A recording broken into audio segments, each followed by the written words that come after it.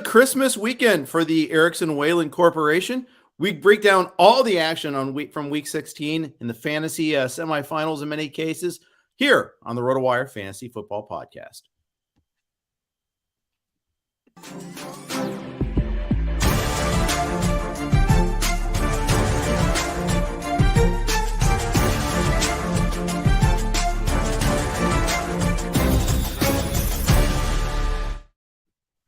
Hey everybody, welcome to the RotoWire Fantasy Football Podcast, brought to you by No House Advantage. Jeff Erickson here with Nick Whalen. We are super excited to talk this week. Didn't get to do it last week, first of all. Secondly, there's a lot to talk about. Happy holidays, Merry Christmas, everybody. Nick, how was your Christmas? Zero complaints whatsoever. It was fantastic. I was spent most of the weekend up in Green Bay visiting my family. So it was kind of on site, I guess, for a road game for the Packers yesterday. Yeah. But in general, still got to take in the scenes. Fantastic football weekend overall. I know for people like you and I, these weekends they're always fun, but it's always kind of a battle too to make sure you're keeping up with everything. Yeah. Obviously we had 5 NBA games yesterday as well. So for the most part, it didn't get too much pushback from the family for having the laptop at the table or, kind of peeking at the iPad as we're opening gifts. Fun football weekend overall. Kind of a weird slate going in, all these low totals, but while a few of those games I think kind of lived up to exactly what we expected. Looking at you, Steelers, Raiders, we had some really fun games. Yeah, we did. We really did. It's always a battle. Usually I think like the NBA gets Christmas Day. How'd you feel about that? You're an NBA editor. Now you're doing all our football, a lot of football podcasts as well. I have my opinions. I want to hear yours first, though. Well, it's interesting because, I was talking to some family members about this as well. And normally this isn't an issue. It's like if Christmas is on a Wednesday, the NFL is not going to play a bunch of games on a Wednesday. So right. I think it's a unique situation based on the calendar. I don't necessarily think this is the NFL, trying to encroach on the NBA's territory. With that said, I don't think the NFL is scared of the NBA. So anytime that this lines up, if Christmas is on a Saturday, a Sunday, maybe even a Monday, I think this is a trend that we're going to see going forward. And look, the NFL, for the most part, kind of stayed out of the way. They stacked all the games on Saturday, but still put 3 games on Sunday. To me, when the schedule lines up with the calendar, I think that's probably what we'll see going forward. And honestly, I think the NBA is lucky that a couple of those games weren't nearly as big as we thought they would be at the beginning of the year. Yeah, absolutely. I love watching NFL games. I did watch pretty much every time slot except for Steelers Raiders.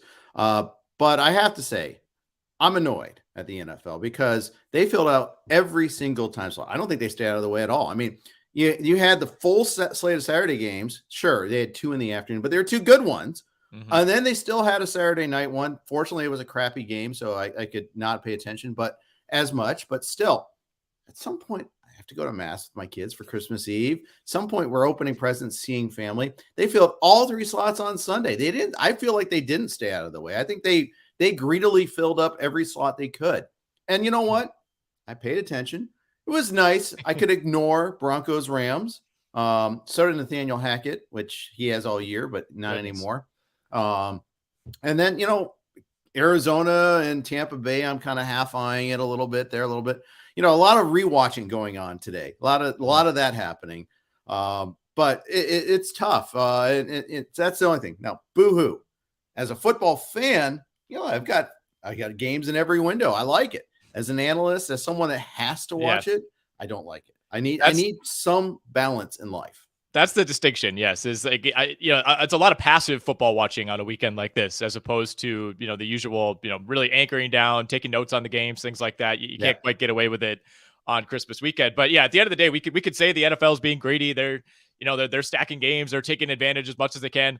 I'm going to watch no matter what. I'll be open about that. I'm a full-on sicko when it comes to watching football. They can put football at any time. It could be a 3 a.m. kickoff. If the Jags are playing, I'm going to be up watching. Yeah. Speaking of which, let's talk Jags. Let's do it. Thursday night. That could not have gone any better for you. Okay, sure. It would have been nice if Christian Kirk would have scored or ETN would have gotten the end zone. They maybe had it turn one of those field goals into a touchdown. Maybe not try to kick that 45-yarder in the rain at the end of the second quarter or something like that. We're picking nits here. This was a brilliant performance all the way through. It really was. And I will admit, it got a little uncomfortable when Chris Streveler came in, and clearly the Jaguars were not prepared to defend the RPO or the read option. And The it just Husky felt like RPO. he was getting anything he wanted for a drive and a half there. And, they converted a couple fourth downs. Jacksonville had a big stand, near the goal line on a fourth down that it really felt like it was kind of the last gasp for the New York Jets. But it got mildly uncomfortable for a little bit once Zach Wilson went out of the game. But yeah, I mean, obviously, I think the primary takeaway from this game is, my goodness, Zach Wilson. I think Jets fans, close watchers of the NFL, this is what's been going on for a while. Nothing that we saw on Thursday night was a shock, but I think to maybe casual observers, fans who watch their team, don't watch the Jets week to week, I think this was kind of his national TV coming out party, but in a negative way. He was really exposed, and the Jets have already come out and clarified on Monday that Mike White is going to start week 17. That's not a shocker. I think that was going to happen no matter what, but man, I mean, this really felt like maybe Zach Wilson's last opportunity to make any sort of positive impression coming out of this season. On the other side, look, Trevor Lawrence was great, 20 of 31, 229. Like you said, not a fantastic day for anybody on that Jags offense other than Evan Ingram, who is now pretty solidly the tight end 4 on the year. But I thought this was a genius game plan by the Jaguars, who were more than happy to throw the ball in bad conditions, but almost every single pass, and we were doing the XM show through the first half, every pass is short, it's direct, it's not traveling more than 8 to 10 yards max in the air. And I thought it was brilliant because I think the Jets are well equipped to stop the run, and Jacksonville really relied on quick passes, getting receivers out to block, and they executed that plan all night. Yeah, for sure. Yeah, it was transparent though. Everyone knew you're going to throw to Ingram. You're going to throw the short ones. I actually thought they maybe used Kirk out of the slot a little bit more. He did have 3 catches for 22 on 6 targets, but you knew it was a bad day for Zay Jones. I benched him in one league. After a 3 touchdown week, I benched him because I knew it was a bad setup there. Even without the weather, it was a bad setup, but then you add in the weather conditions, and but I was forced to start Lawrence. Looks like I might have to again this week. Won't be feeling as bad about it against Houston, but although Houston's showing again some fight defensively again, but Jalen Hurts was out. I don't know if he's going to play this week. The Eagles have reason to play, so he may play, or they may, but they just lost Lane Johnson for the rest of the regular season, so we'll see about that. But anyhow, Lawrence continues to improve. He continues to mature. He got the rushing touchdown, which saved his fantasy day, along with the 51 rushing yards. So it was a plausible day. I had him in the NFFC. He had like 20 points out of him. I'll take that. Totally comfortable starting Lawrence again next week. I think there's been some rumblings on Jaguars Twitter over the last couple of days, and we'll have to monitor this week, that, do the Jaguars consider resting starters in week 17? Just a wild question that I never thought we would have to address. But, no matter what happens, the Titans could lose, the Jaguars could win in week 17, and it's still going to come down to that week 18 showdown for the division. I don't think we see the Jaguars pull back. I think that's an insane question, by the way. I think so too, because there's still a path to the Jaguars losing week 18 and getting in. I don't think you want to spoil that possibility. So the Jaguars could beat the Texans and then lose to the Titans. And look, you would need significant help. You would need, I think you need like the Dolphins to lose out, or the Patriots to lose out. The Jets are involved in that. Like, there's a ton of permutations, but there's a non-zero chance that you could lose to Tennessee and still get in if you win in week 17. So I don't see a situation in which the Jags are mailing this in to rest up for this showdown against Tennessee. To me, that's kind of wild to even suggest. And if for no other reason, just to maintain what they've been doing. You don't want to, momentum is a real thing in sports, and I think it is, at least. And you don't want to mess around with that. They're rolling right now. Why change it? And you've also lost to this team already. I think there's kind of a little bit of a look. We need to prove to ourselves we could beat this team. They're a 2-win Texans team. You want to continue, like you said, keep that momentum going. Yeah. I think the one situation is like if you have somebody who's a true 50-50 call, and it's like, all right, if it's a playoff game he's playing, maybe this breaks the tie, and you say, okay, yeah, technically I guess we don't need this game.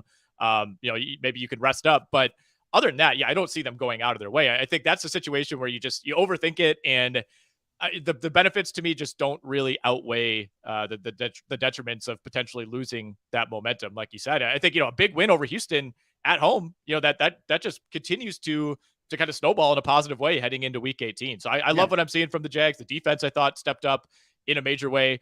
And we were saying this during the XM show. Like, you could tell when a defense plays Zach Wilson and the Jets, like, the Jags were licking their chops all night, just waiting for the interception, waiting for the fumble, getting mad when they don't pick a throw off. I mean, it's amazing.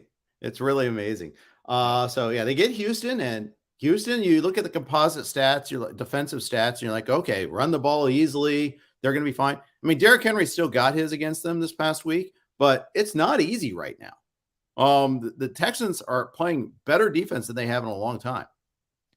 They really are. And if you look at our page on RotoWire, they're still dead last in the league in terms of fantasy points allowed to running backs, but it's starting to seem like that doesn't really measure up to what we're watching on the field week to week. And, obviously they're playing a kind of uniquely banged up Titans team with Malik Willis. So, maybe it doesn't mean all that much, but I mean, they've played a ton of competitive games over the last couple of months. They hung in with Dallas. They hung in with KC.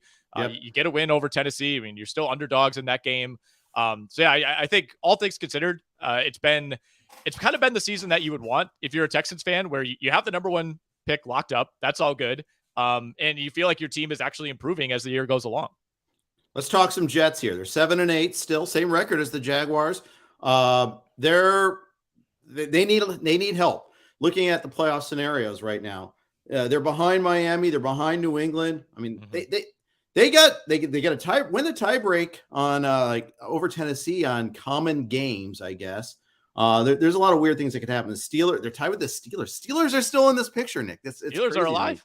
And Raiders are technically still alive too. But they've got their chances still. They got to face Seattle this week, a team that's really kind of faltering in the West. I mean, in the NFC West. So it's a road game. It's a weird time to be going to Seattle. Week 17 for an AFC East team to go to Seattle, but here we are. They're going back to Mike White. That offensive line is a problem, though. It's not just, I mean, it is the quarterback, but it's also the offensive line. Strebler was running for his life, too, in that game a lot. The running backs did nothing. They did absolutely nothing in the running game. They didn't even try, really. Zonovan Knight went for 6 for -2. Some of that was his own, like he'd break a tackle, run backwards, and lose 2 more yards on top of that. Michael Carter actually saved my bacon in the NFFC primetime. I don't know if he saved it, but he gave me a plausible number, 5 for 44 in the receiving game. Man, that was huge for me to get those 10 points out of him. Just because I didn't know if I could start Jeff Wilson. As it turns out, I could. But it's just it's when you don't really know. Like I'm hurting at running back. Had a couple injuries, no pickups available. To get 10 points out of him was nice, but they got nothing out of their outside receivers. They're going to get that back presumably this week. You would think so. Yeah, you would. And you're talking to somebody who had Zonovan Knight as his DFS captain on DraftKings on Thursday night. So was not a banner night for me there either. Discouraging for sure that the Jets got away from the run as early as they did. I think, the issues with Zach Wilson and, protecting him and the way that he just kind of seems to move backwards and backwards and backwards in the pocket. To me, that's not surprising. But this was a game where the Jets were trailing throughout technically, but it was never completely out of hand to the point where you say, oh, we can't run the ball. We can't risk running clock. So I was really surprised that the Jets got away from the run as quickly as they did. It, like you said, it felt like they abandoned it like 1.5 series into the game. And that was that. I thought that was an area where they'd be able to exploit Jacksonville. We saw Dewan Smoot go out of this game for the Jags. He tore his Achilles. He's done for the year. This has not been a banner Jacksonville run defense. They were without Trayvon Walker as well. So yeah, I mean, for as bad as Zach Wilson looked, the fact that they continued to put the ball in his hands as much as they did was very surprising. Yeah. So we'll see how they react with White.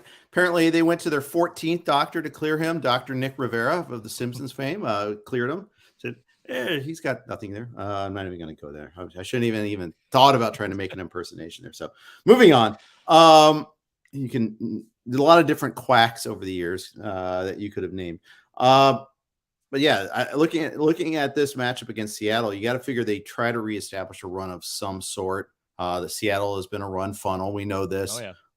This game means a lot to both teams. Both teams are on the outside looking in, reeling, but a win would do wonders for them. Yeah, a win for Seattle, independent of any other results, would boost their playoff chances from about 28% to 44%, according to 538. So Okay. massive for Seattle, obviously massive for the Jets. If the Jets lose this game, I mean, they're not eliminated, but they're pretty much eliminated. That would bring their playoff chances down to 2%.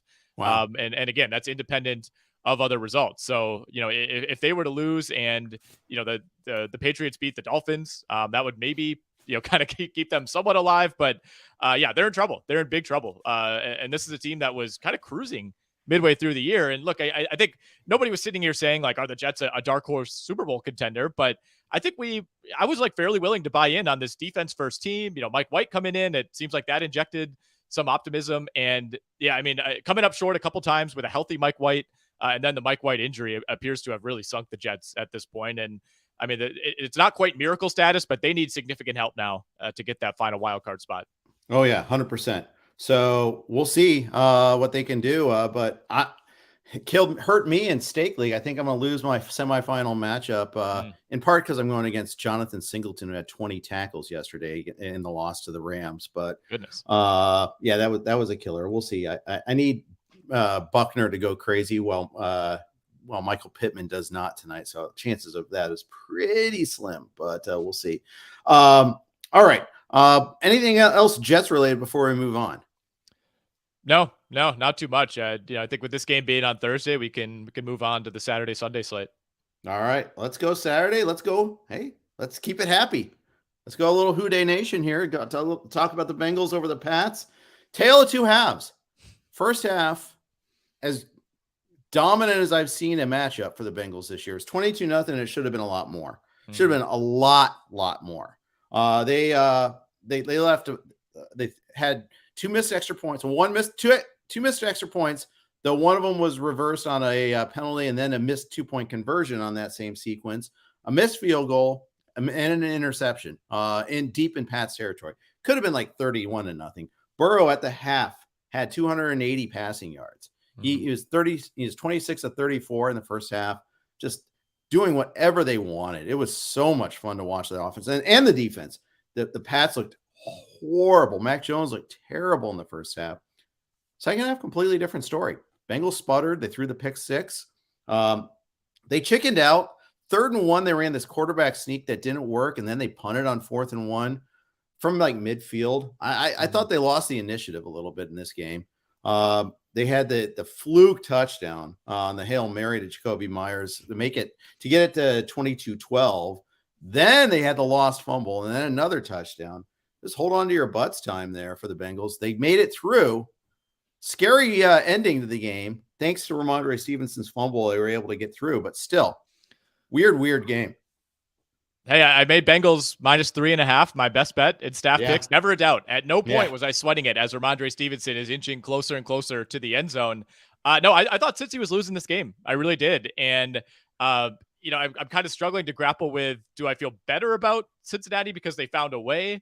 Or, is this just kind of one of those situations where, they were kind of due to get tripped up, tough game on the road. I mean, this is 7 straight wins in a row for Cincinnati. I don't care who you are. That's really tough to do in the NFL. But you said it. I mean, the first half, we were cruising. I was just locking up 3.5. Thought I was not even going to have to check the second half score.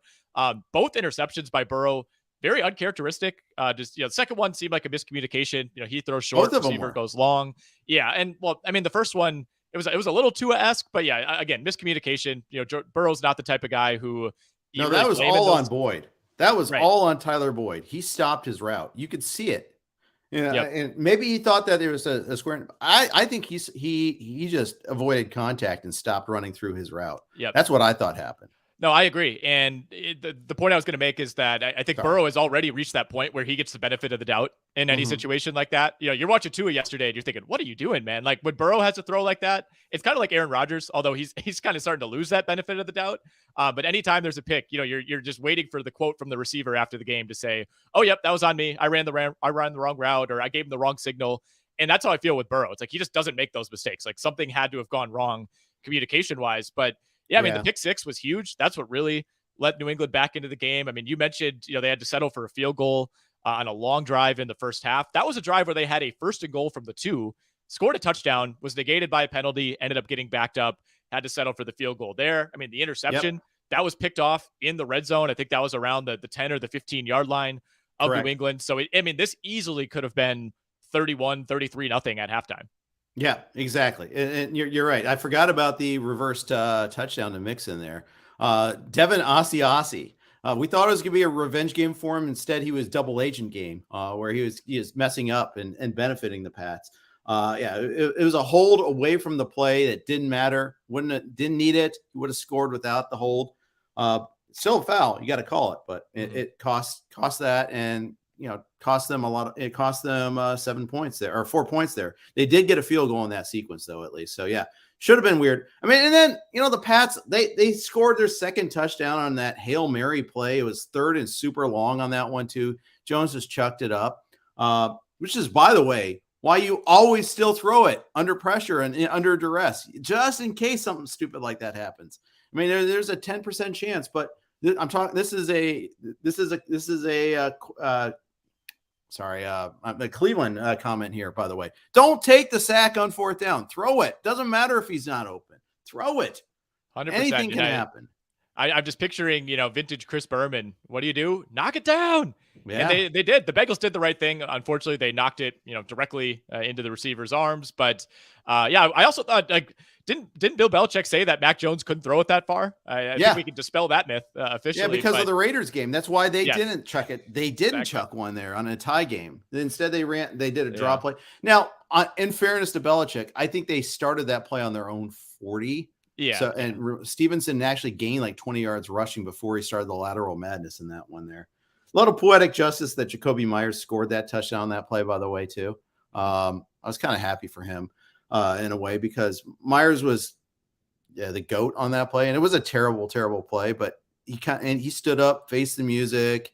They kind of got put in that situation a little bit. I think just getting the lateral in the first place, but still. And he was coming off a concussion the previous game, so I was happy that he got a little bit of redemption. Other things from the Pats. Kendrick Bourne, where have you been all season? How is he getting like 5 snaps a game? He was totally in the doghouse, and I guess he got in a fight with teammates in training camp. I guess there's something there that I've been a little lazy. I didn't read all the background on that one there, but he got buried on their depth chart. He's clearly better than other receivers on this team. He should be getting more reps.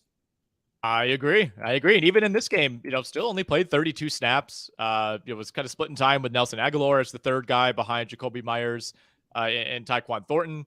We've been debating this all year. It feels like every week it's like, all right, was this a Devontae Parker week? Is this a Kendrick Bourne week? Is it a Jacoby Myers week? We're even seeing Marcus Jones continue to be involved on offense for New England. It's been just ridiculously frustrating, that's for sure. But yeah, Bourne looked really, really good. I mean, he stands out, I think, physically, agility-wise, athleticism-wise, from these other Pats receivers.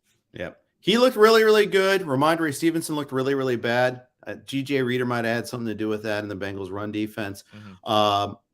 They're the Pats are still battling for a playoff spot too. They're currently on the outside looking in at 7-8, but lots of things could happen. They win the tiebreak over Tennessee and Pittsburgh. I think they win the tiebreak on the Jets also. They beat them both times. So that's right. The punt return game was one of those. Oh, yes. They've got that as a little bit favorite. So there's still a threat of seeing them again in the playoffs, basically, is what I'm saying. On the Bengals side, they lost Lyle Collins, their right tackle for the season, ACL and MCL. The game did change once he left the game. Right tackle became a problem. It was reminiscent of last year in the playoffs for the Bengals, where they had a hard time protecting Burrow. Burrow only got sacked twice, but he was under a ton of pressure. He was totally under pressure on the pick six. It made a big, big difference in this game. Yeah, absolutely. And obviously you escape this game if you're Cincinnati. You're still alive for the 1 seed, but that is a big time loss going forward. And, goes without saying that Lyle Collins will not be back this season. You mentioned the pick six. To put a bow on that, Marcus Jones, by the way, now has a receiving touchdown, a punt return touchdown, and a pick six all this season, all as a rookie, all of more than 40 yards. The only other player in NFL history to do all 3 of those things in the course of a career, not just 1 year, is Deion Sanders. So an ultra unique start to Marcus Jones' career. Indeed. Bengals face Buffalo this week, Monday night game. Huge. Back home for their last 2 games as part of their nasty schedule tour. And the Pats, meanwhile, who do they have? They're hosting Miami. Oh, that's huge. Ooh, yeah. Huge game coming up there. Yeah, massive game. Very much looking forward to Buffalo Cincy. Unfortunately, Cincinnati, even despite beating the Chiefs, they do not control their own destiny as far as that 1 seed goes.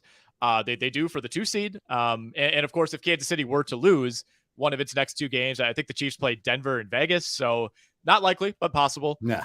Then Cincinnati, would have a chance if they went out to get that 1 seed by virtue of having the tiebreak over KC. Yeah. Yeah. They all play each other, all play in that first place schedule. And it's been fun to watch them beat each other up. But let's just push that ahead to the playoffs. Let's go. Let's advance 2 weeks from now, right now. You want that 1 seed so bad, right? Because I mean, let's say if the 2-3 is, let's say it's Kansas City and Cincy, you're most likely playing in the second round. That 1 seed is really, really important this year, especially. I mean, obviously the 1 seed you might run the risk of playing the Jaguars. That's something you want to avoid. But I mean, let me face that peril. Yes, yeah. Right. I mean, Buffalo, KC, Cincy, 2 of those 3 teams are playing each other in round 2. Like that's happening, and that is a terrifying proposition, I think, for any of those 3.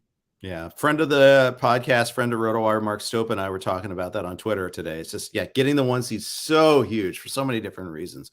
The second round matchup and the home field advantage. Like nobody wants to go to Orchard Park. Nobody wants to. I think the Bengals have a formidable home field. I think the Chiefs obviously have in the past. You want to avoid that for sure. So huge matchup on Monday night there. All right, let's move on to continue hitting this Saturday slate. So many games to talk about. Let's talk about Buffalo. Kind of ugly at times, but final score, very comfortable cover. Not so comfortable at halftime. They're down 10-6 at the half. They really turned it on in the second half because of their running game. Yeah, this for 2.5 to 3 quarters felt like kind of another classic. Well, the Bills are going to win, but it's just not going to be all that convincing type of game. And they poured it on. 2 late touchdowns, got some stops. Forced kind of a quick 4 and out by the Bears when they were in desperation mode. And then were able to tack on another short touchdown. So this looks like a dominant performance by the Bills. In some ways, it was. I don't want to take anything away from them, but at the same time, like you said, this was a close game in the first half. Josh Allen threw 2 interceptions. The Bills were not looking super comfortable in the elements in Chicago, but this is kind of what we've come to expect from Buffalo. I mean, it feels like every week you just kind of come away thinking like, I just want to see a little more. And yet you look up and they've won 6 in a row. They've won 10 of their last 12, and they've bounced back really nicely from those back-to-back losses against the Jets and the Vikings. And look, it's been a somewhat soft part of the schedule. And I think this game in Cincinnati is going to tell us a lot about where Buffalo really is. I think this is kind of their last big statement opportunity before the playoffs. But nonetheless, this is just who the Bills are at this point, and I think we have to accept that. Yeah, exactly. And we haven't seen the Saturday night game against the Dolphins the week before. We saw a vintage Josh Allen performance, but for the most part, we haven't. But it's okay. I guess you don't absolutely have to have it. I mean, the wind was a huge factor here. Let's not kid ourselves. This was a tough place. You saw the kicks in this game. The direct sideways path on the first extra point by Tyler Bass. I remember there was a game the Bears hosted against the Niners. I think it was maybe 10 years ago, maybe 7 or 8 years ago. Similar, where just no chance on kicks. And that's what it looked like on Bass's first extra point. He made some later, but still very tough place to play yesterday on Saturday. Yeah, it really was. We knew that would be an issue. It's an issue across the country. And, I think you got to give teams, especially the road team, even if it's a team like Buffalo that, is not really out of its element in these situations, you do have to give them the benefit of the doubt. And like you said, the kicking game, kind of a disaster. Obviously the ball getting blown around if you're not putting enough zip on it. So tough to get a real gauge for how much it truly affects teams. But at the end of the day, Buffalo wins this game very comfortably. I was actually on the Bears in staff picks. I thought, it felt pretty good about it in the first half. Kind of felt like it was going very similarly to last week. I bet you felt good about it. Yeah, I sure did. Yeah, and I thought, here we go again. Bears they're not winning this game. I never entertained that possibility, but I thought, they could force Buffalo into enough mistakes. But in the end, here we are with Chicago, where every week it feels like you see a lot of good things from the Bears.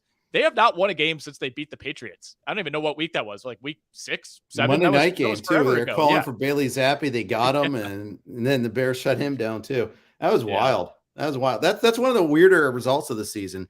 No, the weirdest one is still the Colts beating the Chiefs, I think, but still, yeah, it is very weird. It was a unanimous pick on the Bears. We were all on the Bears there. I did horribly in staff picks, by the way, horribly. Just up and down. I just was missing them left. It's just missing them all over the place here, but who cares? Anyhow, I like my best bet was the Browns, so I'll tell you how I did this week. Well, do we want to get into that game? We'll have to at some point. So screw it. Let's go ahead and jump into it. Actually, I've got a question first before we move on. Talking Bears Bills. GR Reed asked, do you think there's something wrong with Diggs? Last 3 weeks, he's only scored 6.7, 10.7, and 4.6 points. Valid question. What do you think? I don't know that there's been any indication that there's anything physically wrong with him. To me, that's probably a kind of a leap that we'd be making based completely on conjecture. Snap count was a little bit lower, this week than in weeks past. Played 44 of a possible 64. Gabe Davis, by comparison, played 56. So it's possible, that he's dealing with a minor issue, but no, I think it's just, kind of obviously it's like the worst time of year for him to have this 3-game run, but most receivers, even the best, go through these stretches throughout the year. To me, it's just magnified because it's happening during the fantasy playoffs. Sure. And that's kind of what I think too, but 2 targets. I can see the reason. I think it's just they didn't throw outside a whole lot. Yeah. I assure you he will get more than 2 targets on Monday night, health permitting. But I don't think there's an injury. It doesn't seem like it to me, but it's good to raise the question. I mean, it is a frustrating time to see him come up small in the fantasy playoffs. I mean, a lot of people that had Stephon Diggs as their first round pick have probably been knocked out. I know I was in one of my leagues. So it goes. Good question there. Let's move on. Let's tackle Deshaun Watson as everybody else did, like the Saints did on the last play of the game, and talk about this game. Horrible offensive performance. Ugh. Another one. Just awful. I mean, he got you the rushing touchdown, but he couldn't even give you, let Nick Chubb score that. Just all the Cleveland players have suffered badly ever since he's taken over at quarterback.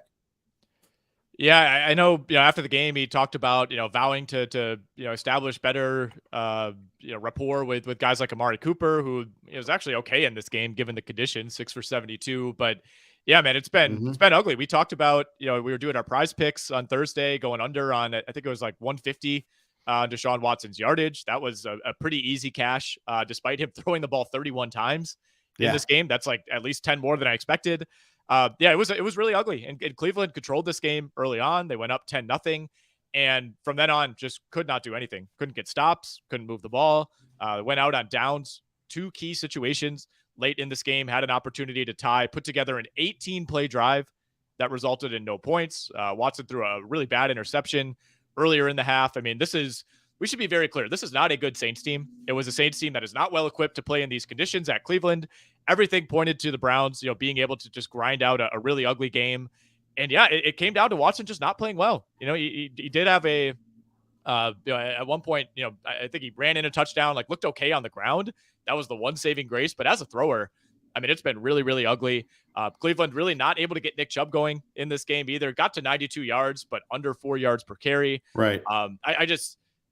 We knew the season was over for Cleveland, but it's been hard to find any real positive takeaways, not just from this week, but the last few weeks since Watson took over. Yeah, and they mortgaged a lot of their future to get Watson too. A lot of first round picks. So they've scored 3 offensive touchdowns in the 4 weeks that Watson has started so far. 3 total, not per game. 3.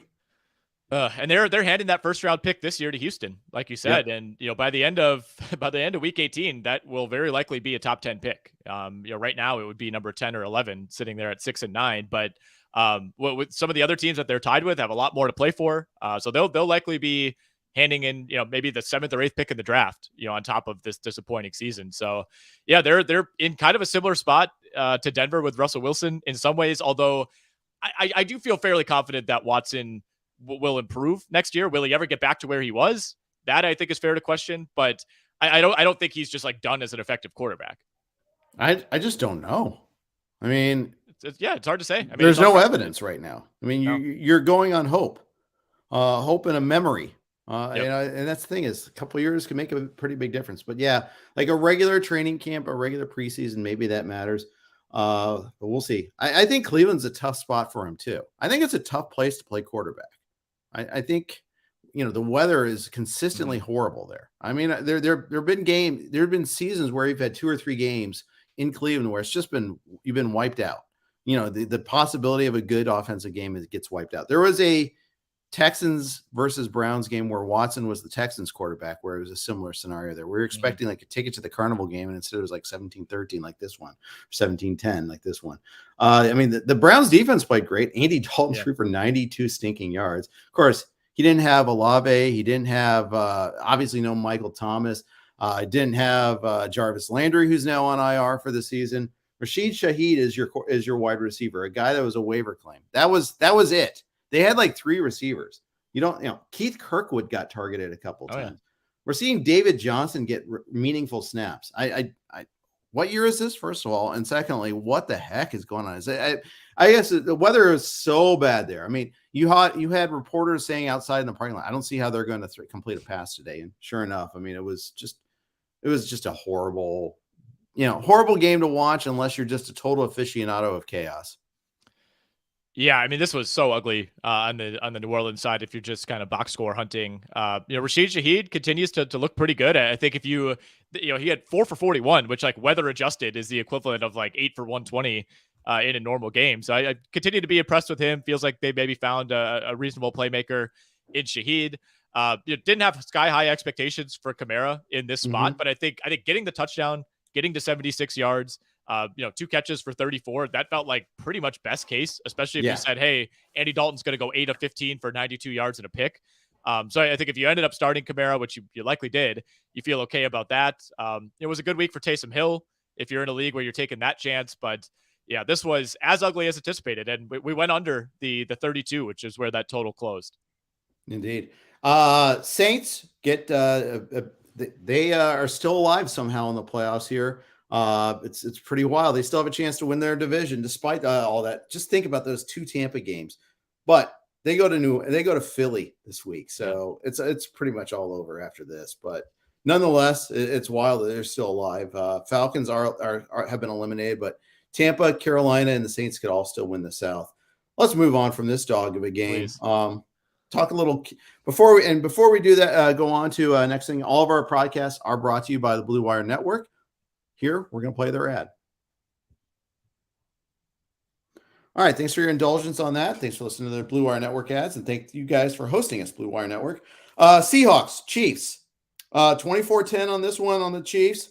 Seahawks scored late. The game wasn't really ever in doubt. It was 17-3 at halftime. Seattle moved the ball better than the score indicated, though.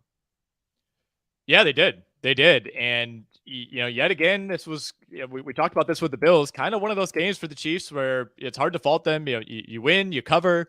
It was never really in doubt. But at the same time, you're just like, I didn't really feel as good as it should have.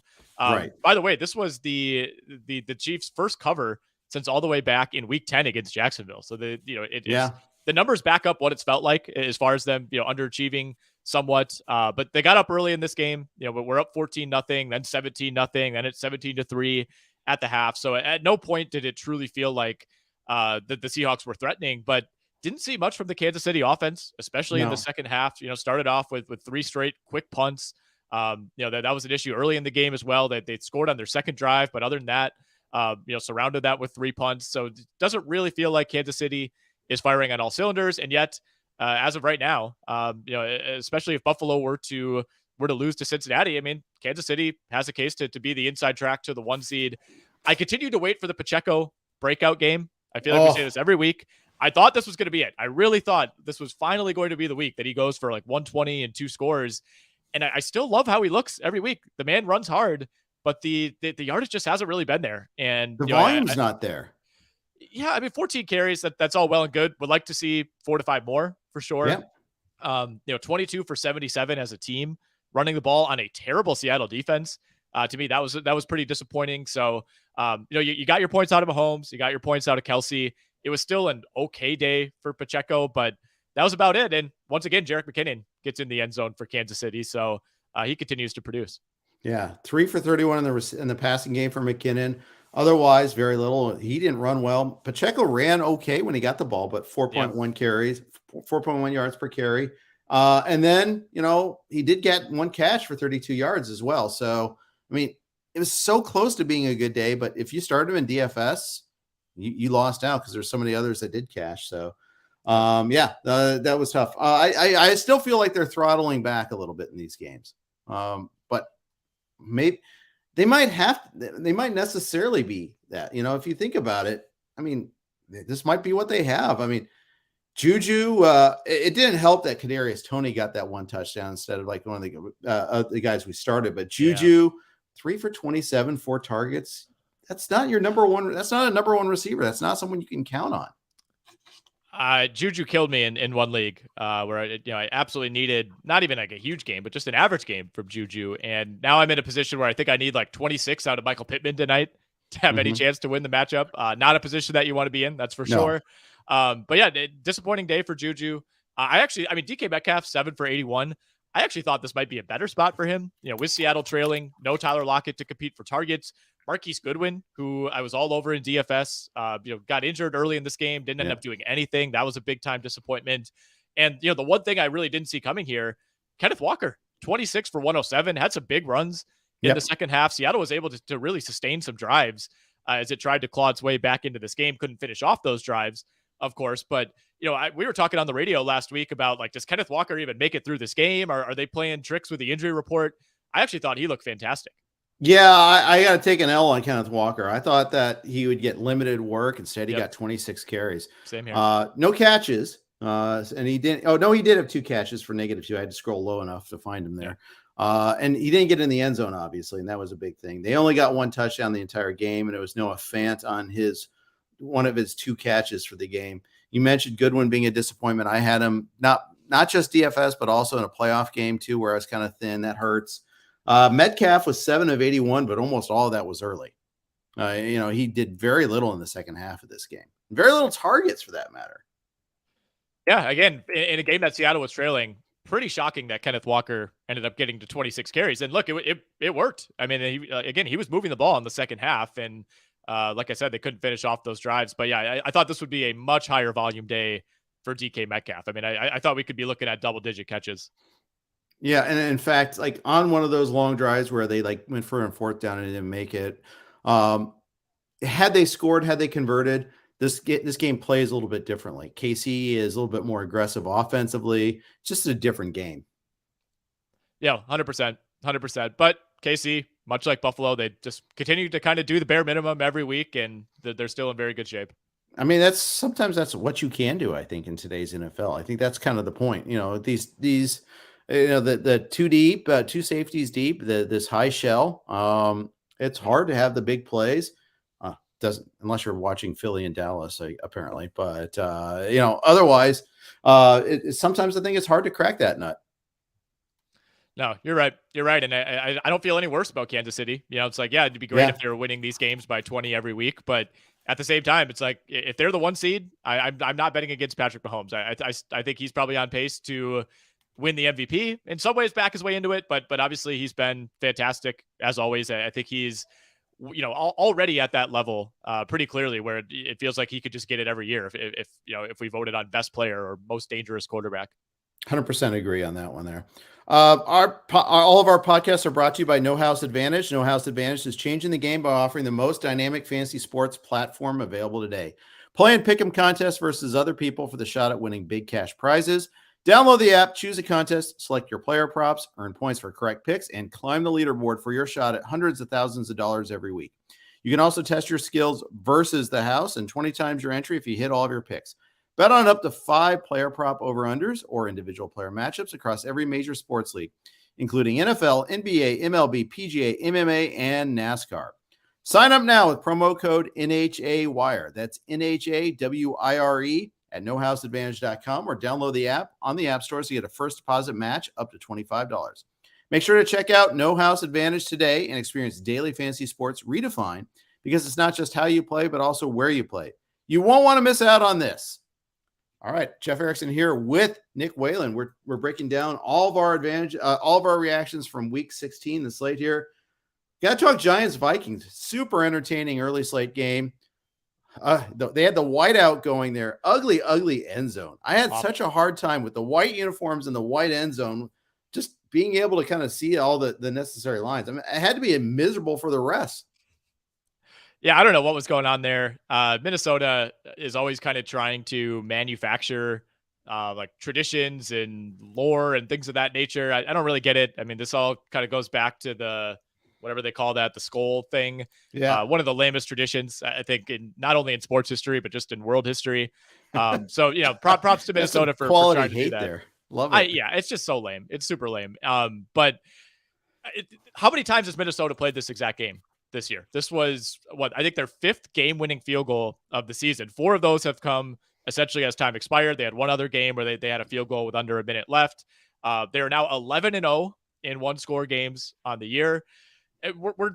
I still don't think they're a good team, right? Like all the numbers indicate they're an average to slightly below average team, but you have to respect it. You don't get to 11-0 in one-score games without being pretty good. So I remain convinced that the Vikings are a dangerous team. I think Justin Jefferson is the best receiver in the league, and that's saying a lot because there are 5 or 6 guys who have a real case to hold that crown. But it feels like every time they're in this situation, they're facing a 3rd and long or even a 4th and short. And who's always open? Who's making a giant catch late? It's Justin Jefferson. And that was the case yet again. I mean, he is such a massive, massive weapon for this team. And all they do is win close games. That's all they do. I mean, it's remarkable. 16 targets for Jefferson, 16 targets for TJ Lockinson. He is just, I mean, he was dominant in this game. They kept going and going and going to him. It's kind of funny. The two of the 3 trendy pickups in wide receiver this past week were Marquise Goodwin, who got shut out because of the injury, and the other was KJ Osborne, who got reverted back to being KJ Osborne, who had 3 for 17 on 4 targets. But Hawkinson was great. Jefferson was amazing. Kirk Cousins was pretty darn good. He got sacked 4 times. And the funny thing is, this was a pretty quiet game. It was 10-7 at halftime, but it went nuts in the 4th quarter. Yeah, it did. And, I mean, we saw the Giants, were able to make this a game. They go down late, tie the game, get the 2-point conversion to end up tying it. And at that point, there were probably 2 or 3 points actually on that last Vikings drive where it looked like, all right, let's pack it in here. It looks like we're going to overtime. And, they're able to convert that 3rd and 9 at their own 26. They were able to convert a 3rd and 11, both of those to Justin Jefferson, the second of which set up the long field goal attempt. I mean, again, just super impressive late game execution by Minnesota. I thought the Giants, I mean, this was a very winnable game for them. That's for sure. Yep. You have a punt blocked late in this game that sets up a touchdown for Minnesota. That absolutely cannot happen. Richie James had some really bad drops late in this game. One of them, was a no-doubter first down into field goal range. So he ends with 8 for 90, still a successful day, but yeah, Richie James left a couple on the table. We say Isaiah Hodgins, 8 for 89 and a touchdown, ended up being a solid day for Darius Slayton as well. And Saquon Barkley, as the 27-yard touchdown late in the game that ended up salvaging his fantasy day. For sure. 3 times this year, James has been prominently featured in Giants losses. He had the fumbled punt against Seattle. I think it was there was another game. I think maybe the Detroit game. I forget which, where he just made had another terrible fumble. And now that drop on 3rd and 5 was just horrible. Of course, the Giants deserve some scorn for punting anyhow. When they had that punt block, that was a situation where they probably should have gone for it. I mean, you either go for it or you at least get the punt off. The one outcome that you cannot have is get the punt blocked and give the ball to the other team at like the 20-yard line. I mean, that was egregious. It was awful. But yeah, I mean, I actually thought Daniel Jones played really well in this game. I think this was, if you're making the case for why he's the guy going forward and why he could succeed with better weapons around him, I think this is the tape that you're showing the GM and saying, look, I mean, this guy, look who he's throwing to. But yeah, it just feels like this is kind of, whether the Giants make the playoffs or not, whether they ultimately put up a fight in the playoffs or not. This is kind of the game. I think that in some ways is emblematic of their season, where it's like Daniel Jones played about as well as he could. Saquon Barkley looked like Saquon Barkley, but at the end of the day, you just don't have the horses to keep up with a team that has Dalvin Cook, Justin Jefferson, TJ Hawkinson. For sure. I think that's right. Giants are still in the playoffs right now. They're the 6th seed. Top five are well, one through three and five are all locked up. The NFC South will be the 4 seed. Cowboys have locked the 5th, but they got a half game lead or a full game lead on the Commanders actually. And they did lose to the Seahawks. So if they somehow got into a tie with the Seahawks would win that. But that tie is going to help. I think that tie is really going to help them a lot. Yeah, they're in a win and in scenario next week per 538. So no matter what else happens in the NFC with the Commanders or the Packers or the Lions or the Seahawks, if the Giants just beat the Colts, they're in and they don't have to worry about it. So they're in very good shape still. We'll get to Green Bay and what they need, but everything's breaking the Packers' way at this point, including them beating the Miami Dolphins. But yeah, that final spot in the NFC is almost certainly going to come down to Week 18. Yeah, so at least we'll have some compelling football to watch there, or at least compelling storylines. I don't know about football, compelling games themselves, but compelling storylines.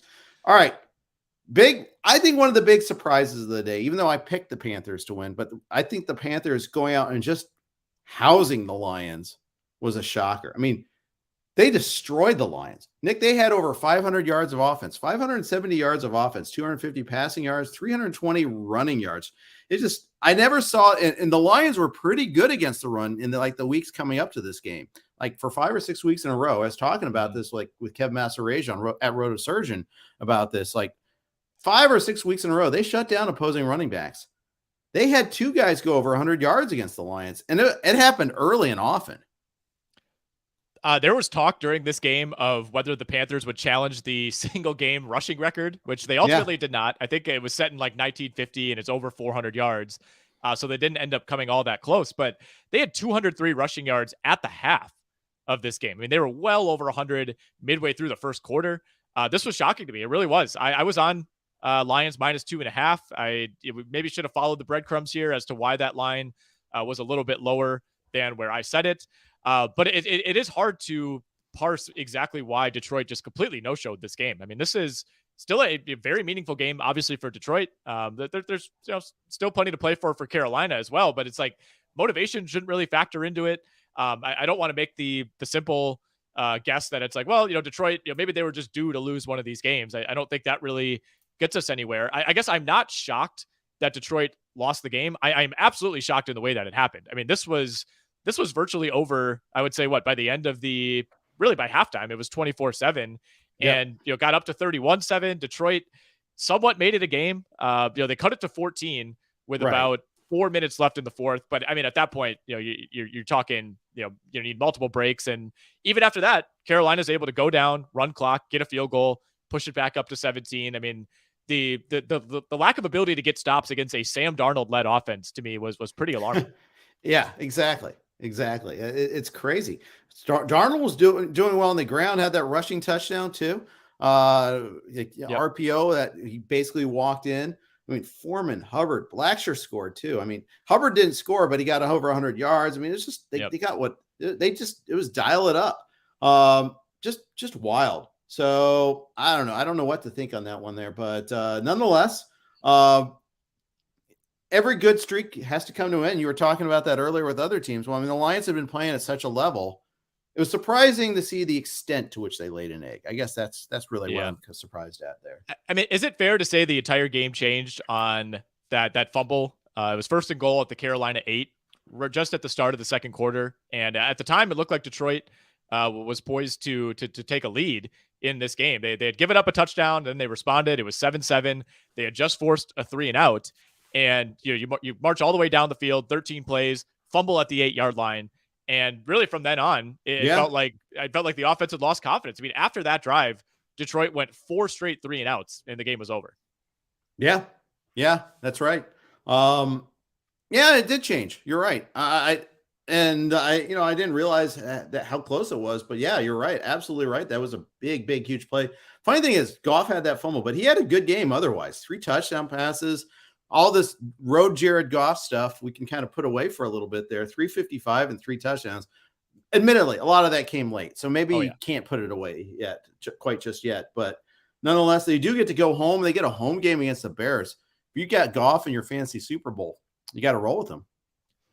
Oh, absolutely. And look, I had Goff going in DFS, and this actually turned into kind of a best case scenario. Yeah, right. You kind of want that. It's not the worst thing in DFS or in fantasy when your quarterback is down 3 scores at halftime, because it means he's throwing the ball 40 plus times. And like you said, he got to 355, 3 touchdowns.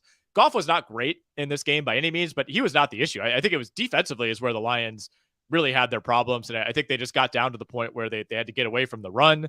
You kind of took a zero on guys like DeAndre Swift, Jamal Williams. They were completely stacked up. Williams went 7 for 11 in this game too, right? Yeah, he did. And DJ Chark had 1 long catch that helped him get to 108 on 4 catches. That was good. But average day for Amon-Ra St. Brown, 7 for 76. Didn't get much from the ancillary guys for Detroit. Although Shane Zylstra, all 3 touchdowns for the Detroit Lions.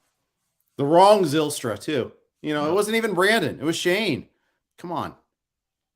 I assume he was started in 0.0% of leagues. If there's probably a showdown league out there where he was started. Yeah. I'm thinking if someone showed down Detroit, Carolina on a day where there's a full slate, God bless you. Good for you. That's not my style. I first of all, I suck at showdown. But secondly, if you did that, good for you. Just good for you. But yeah, I'm super disappointed in DeAndre Swift. He had his second highest snap count of the season, barely got the ball. Barely, and the thing is, like, okay, and Jamal Williams got hurt in this game. He got 5 targets, I guess, only caught 1 of them. That might have been part of the problem. But, you can't start any of the Detroit running backs now with any sort of confidence. Oh, it felt like we were moving in the right direction with Swift, and they'd been very delicate with his workload since that early season injury. But doing my prep for this week, there were a lot of people that were on Swift. I think this felt like a really good spot, but it just wasn't. And like you said, the snaps, this is what we wanted. Thanks in part to the injury. He more than doubled up Jamal Williams in snaps. Justin Jackson was still involved, but only played 14. Swift, if you want to say, yeah, they're down, I get it. He only had 4 carries. He ran 25 routes, and he was targeted on a 5th of those. But yeah, it just wasn't what we were expecting at all. So nobody saw this game script coming. Just got to chalk it up as a loss and move on. It feels like next week's going to be a Jamal Williams scores 3 touchdowns in everybody's bench week. Yeah. Yes, it does. It sure does, especially against that Bears defense. Yeah. Gonna be nursing an injury. We're not sure. He's so touchdown dependent. People are like, I can't start him, and then he's going to go off on the bench. I just feel it. Ugh. Gross. Yeah, never fun. At least, look, I think I'm pretty much eliminated in all but like 1 league at this point. So maybe the saving grace is that I won't be on the losing end of that. Speaking of eliminated, the Atlanta Falcons have been eliminated. They lost to the Ravens 17-9. The worst red zone performance I think I've seen in a long time. They kept on getting down there and then stalling out. Yeah, this was as ugly as anticipated, right? We talked about it all week on the show, and this is kind of exactly, I think, the game that the Ravens wanted here, right? It's like you're playing with Snoop Huntley again, and you know that your defense can absolutely suffocate Desmond Ridder, and you're not going to have to do a whole lot offensively. Atlanta ran 17 more plays. They had 30 more yards of total offense. They had almost 100 more passing yards than the Ravens. Like, there were a lot of indications that Atlanta, I wouldn't say dominated this game, but at least controlled it. Time of possession, slanted fairly heavily in favor of Atlanta. But, this was just kind of exactly the script that we kind of saw playing out in the cold in Baltimore. Like you said, plenty of opportunities for the Atlanta Falcons. They could not finish out drives. Had a big fumble, another Drake London fumble midway through the second quarter, 2 weeks in a row. That felt like a big game changer. That was a productive drive. Caught a 20-yard pass. It was at least going to be a field goal situation for the Atlanta Falcons. Instead, he coughs it up. Baltimore immediately goes the other way. It's a 14-0 game. And with Desmond Ridder at quarterback in those conditions, once Baltimore went up 14-0, that felt insurmountable. And yet, you and I are both on the Falcons, and I felt like I got wronged on the non-cover there. It was 7.5. Game ended at 8. Of course, because Baltimore's offense is a real problem, real problem. They just can't throw right now, just not at all. They did have a receiving touchdown, their first wide receiver touchdown since week 3. That's preposterous. And look, if there's any team who you would say, what team do you think would have that stat? It would be Baltimore, partially because they just don't have any receivers. So that's part of it. But still, I mean, that is just a wild stat. And then in this game of all games, to have that receiving touchdown, down your top 2 receivers, these conditions, backup quarterback, of course it happens. They finish out with the Steelers and the Bengals the next 2 weeks, and Baltimore's clinched the playoffs. They're in. But yeah, you said it. I mean, I think you have to remember, even before the Lamar injury, things were not looking good for this offense, and they're not going to have a whole lot of time to get this sorted out, especially against 2 good defenses down the stretch. So very curious to see if they could rediscover anything once Lamar Jackson gets back.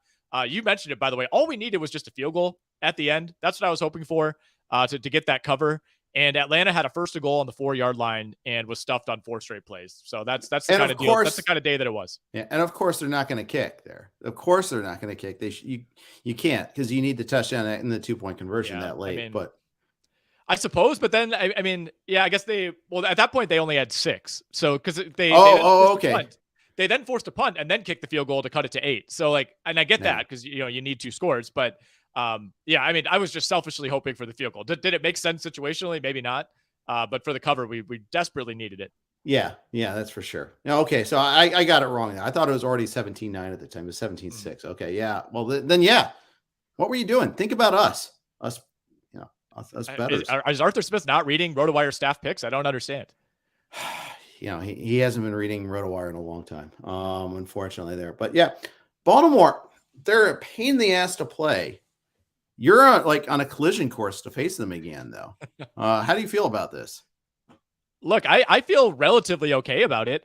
You're never going to welcome a matchup against that Baltimore defense, that's for sure. But the Jags have already beat the Ravens in come from behind fashion in a game where it felt like Jacksonville didn't even play all that well. It feels like the Jags have taken another leap forward since that game.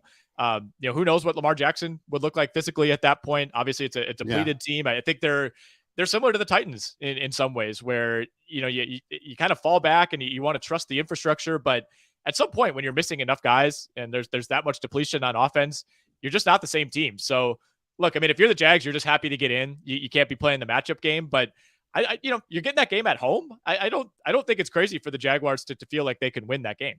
I'm glad you mentioned the Titans too in that context. There was a period where it was the triumvirate of those 3 teams: Ravens, Titans, Jaguars, always seeming to be playing each other towards the end of the AFC playoffs. Yeah, there was a lot of that going on. Yeah. I mean, those are the old AFC Central foes, I believe. So yeah, we'll see. I mean, obviously it's going to come down to Week 18 for Jags Titans. I'm very, very nervous about that one. I've got a nice tune up against the Houston Texans coming up here, but I'm weary of even talking about the Jags as if they're going to make the playoffs. We just got to get there first.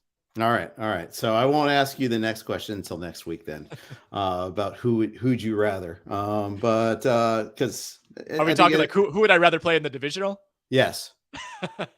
It's like, which NFC team do we want to see in the Super Bowl? Let's see. I don't want to play any of those teams. I think the Jags, they're no. Who would you rather play in the wild card round? Like, because I guess they're locked into the 5 though, right? Pretty much. Baltimore. Yeah. Not necessarily. I think they could lose their next 2, and the Chargers could win their next 2, and they could get the 5. Okay. So Chargers or Ravens? Who would you rather face? Ooh. Well, I actually think the Dolphins are still alive there as well, because they have the head-to-head over Baltimore. So let's say Baltimore, Chargers, or Dolphins. I think I'd rather play the Ravens. And we'll speak to John McKechnie about that on Tuesday on the XM show. We'll see what he says about that. For sure. Yeah, I worry about, like, I don't want to play Herbert, and I wouldn't say I don't want to play Tua right now, but I don't want to play Tyreek Hill, and I don't want to play Jalen Waddle. So give me Baltimore. Fair. All right, fair enough. Speaking of those, you mentioned those Titans. Let's get this. Let's do it. Let's rip off the Band-Aid and talk about this dog of a team here. Tannehill's out for the year. Malik Willis, 14 of 23. They forced him to throw the ball. Still ended up with 99 passing yards and two interceptions, no touchdowns. Did have that highlight reel rushing touchdown at least, and had 43 rushing yards. But man, this team feels just like doner than done. Oh, it sure does. And I think we got the report coming into the weekend that Ryan Tannehill, is kind of doing everything he can, going to get some sort of procedure to try to be back for Week 18. even if that's the case, it's like, yeah, that's an upgrade over Willis, but he's not going to be anywhere close to 100%. So it's starting to look really dicey for Tennessee. Titans were in control for the bulk of this game. They gave up the go-ahead touchdown with just under 3 minutes left, and then it was back-to-back picks to essentially end the game for Malik Willis. And I can't remember if it was the first or the second one was just a classic rookie play. Just didn't. Yep. I think he thought he looked off the defender. The defender read it perfectly. Willis threw it right to him, and that was it. I believe that was Petrie. I mean, I think we kind of saw this performance coming from the Texans. I didn't have the guts to take them to win. I think I rolled with Tennessee -3. I took Tennessee in the Pick'em League, but I went low. This to me it was a tough spot to read for Houston, especially because they had played so well against good teams the last couple of weeks. You kind of thought, well, is this maybe the letdown spot? But I thought Davis Mills, for the most part, played a pretty good game. But this was really about Tennessee just not being able to threaten Houston through the air. And Derrick Henry did about exactly what we expected. He went over the rushing prop, but wasn't, other than that long touchdown in the first half, it was not a dominant overall day where you're just, helpless if you're the Houston Texans. I think, Houston was kind of okay with Henry getting his, and they were able to completely limit Malik Willis. Yeah, that's right. That's right. And, Henry got that one on the first drive, and you're like, okay, this is another Derrick Henry 200-yard day. And nope. Houston got the fluke touchdown on the Davis Mills fumble where Burkhead got the fumble. People had to review the rules that he about whether you could establish yourself coming back into the end zone on the Burkhead fumble recovery and all that. People are going nuts on Twitter about that for a half a second. And then they moved on because then they realized you're going nuts about Houston and Tennessee. And we'll move on from that one there. But Houston, I mean, just looking at what they, there's no running game to speak of. Ogunbowale and Freeman did very little. Freeman had 16 carries for 32. Yeah, that's super fun to watch. Erupted for 32 yards on 16 carries. Brandon Cooks did resurface at one moment, did get the touchdown though. It was huge. Yeah, he did. It feels like the first time we've talked about him in forever. I mean, there is just not a whole lot going on in this Houston offense. And I guess if you want to tip your cap to the Driscoll Mills combination for completing passes to 11 different receivers in this game, or at least 11 were targeted, 10 were completed. I mean, we saw Tegan Quatoriano was targeted. Troy Hairston had a catch. Jeff Driscoll himself even had a reception. That's justifying that tight end designation in Yahoo, I guess, right? Yeah, exactly. That's what it's come to for Houston. But like we said earlier, I mean, look, you got the number one pick locked up. That was the number one mission of this season, was put yourself in position to get a quarterback. Check that one off. You played respectable football for most of the last 2 months. I think, look, I mean, you're never going to look at a 2 or 3 win season for Houston as a success, but this team is not nearly as much of a complete embarrassment as it felt like they were headed toward, kind of midway through the year. Yeah, exactly. I mean, hey, they get paid paid every weekend too. So now they got their second win. Good for them. And it didn't hurt like you said, didn't hurt their draft pick standing whatsoever. They're still now, although now they're within they did lose to the Bears. So but they're a half game ahead of the Bears now. One more win, we might be talking here. So they got to be careful. So maybe that bodes well for you for the Jaguars, but players aren't the ones that are trying to tank. Front offices do, but not the players and coaches themselves. All right. Before we move on to the afternoon slate of games, quick note from our friends at Monkey Knife Fight. Football is officially back on Monkey Knife Fight with all the action you're looking for. And if college football is more your speed, they've got plenty of that too. On Monkey Knife Fight, there's no sharks, no salary caps, and no math. It's just easy to play, easy to win, daily fantasy player props. Join now at monkeyknifefight.com and you'll get your first game free. Then use promo code RWNFL to get your first deposit matched instantly up to $100. So what are you waiting for? Join Monkey Knife Fight today. Here with Nick Whalen, Jeff Erickson here. Let's move on, talk a little bit about the Commanders and 49ers. Second week in a row, George Kittle is the man in the fantasy playoffs. Yeah, George Kittle has really, really come on. And that almost feels like an understatement at this point. I mean, we were talking midseason about, whether he has to be considered one of the bigger busts. And, it felt like his draft cost was depressed to the point where you're not you're not really kicking yourself if you drafted George Kittle. But man, I mean, he has completely reversed that narrative over the last few weeks. And, San Francisco being without Deebo Samuel, it almost just feels like a non-story, which is insane given how much of a playmaker Deebo Samuel is, and it just hasn't mattered. And the biggest reason for that is because George Kittle is starting to look like 2018 George Kittle all over again. I mean, not only is it the receptions and the targets, but to me, it's the running after the catch. Like that is what made him so special as a young player, and that is back now. I mean, he looks fantastic, and I mean, just was another runaway win for San Francisco in a game that was tied 7-7 at the half, and they just dominated the second half of this game. I mean, for a while there, I was starting to entertain the notion of like, well, wait a second here. Are we going to see San Francisco get tripped up? You know, Brock Purdy had a really bad interception on a drop by Jawan Jennings. Never should have happened.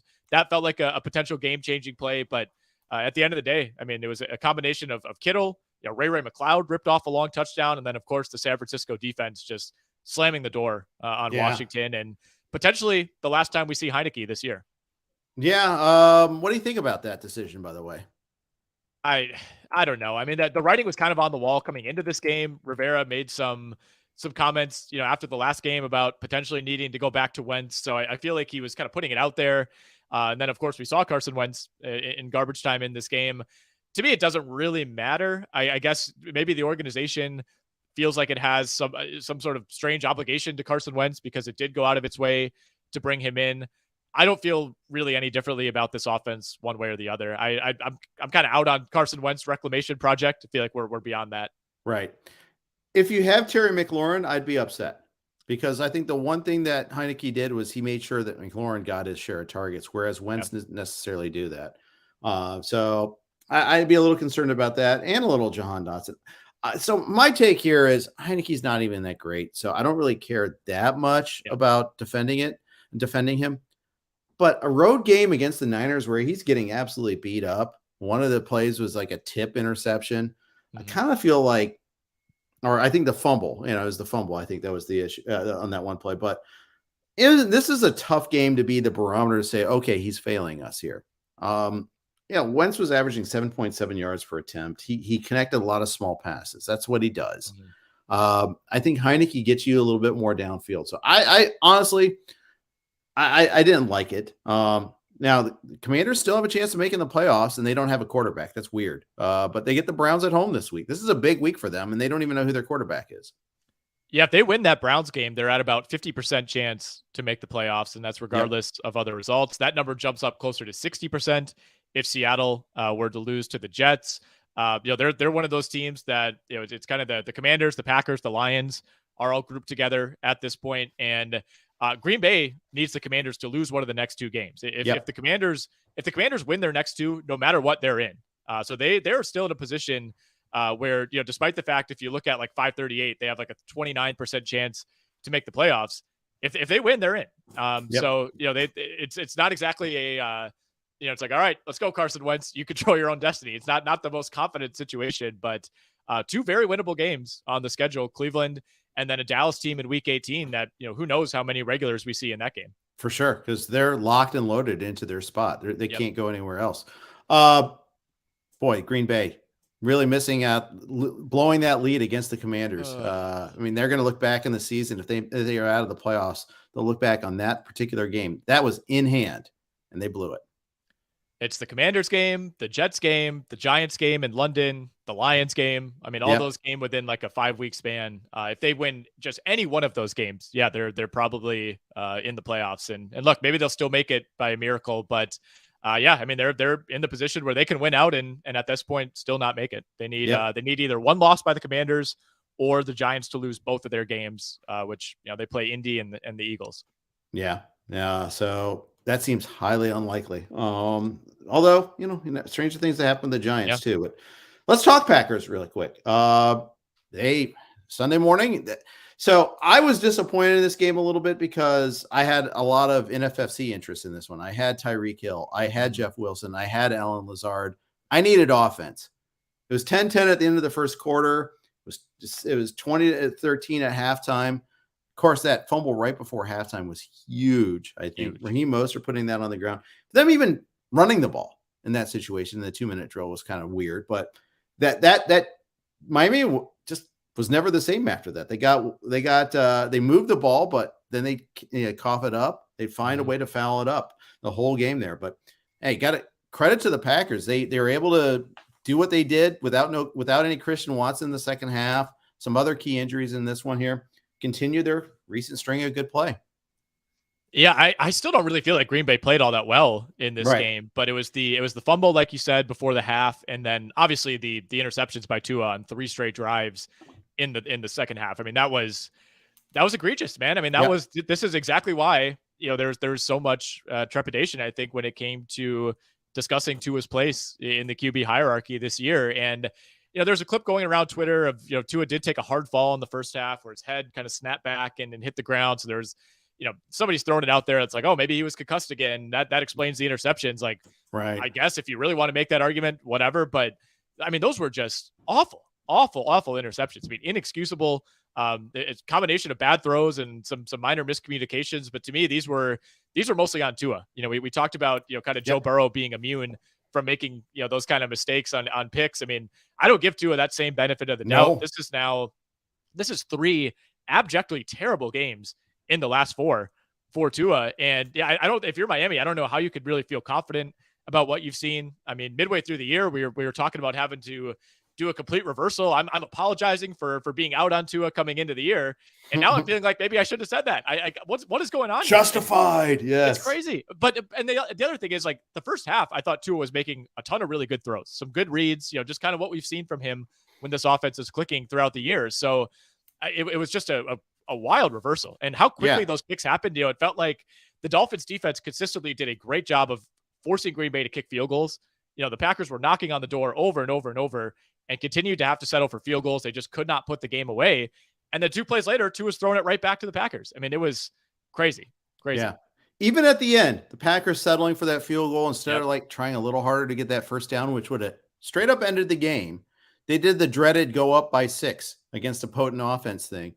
But Tua bailed him out. Was just a horrific throw. Just a terrible throw. Just horrible, inexcusable throw.